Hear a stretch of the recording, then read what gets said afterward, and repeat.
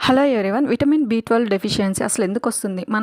మనకి లోపల పొట్టలో ఉన్న గ్యాస్ సరిగ్గా జీర్ణం కాకపోవడం, అదేవిధంగా కాన్‌స్టిపేషన్ ఉంటే మనలో ఉన్న గుడ్ బ్యాక్టీరియా అది సరిగ్గా తక్కువగా ఉండి సరిగ్గా డైజెషన్ అవ్వదనమాట. సో, ప్రాబ్లమ్ ఎక్కడ జరుగుతుంది అంటే ఐరన్ కూడా సరిగ్గా అబ్జార్బ్ చేసుకోదు.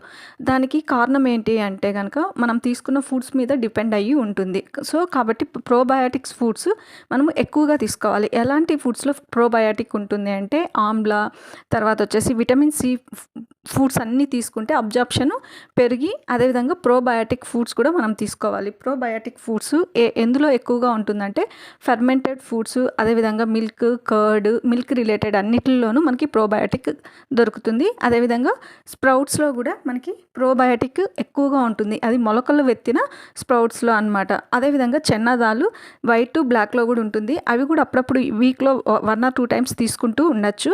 అప్పుడే మనకు కొంచెం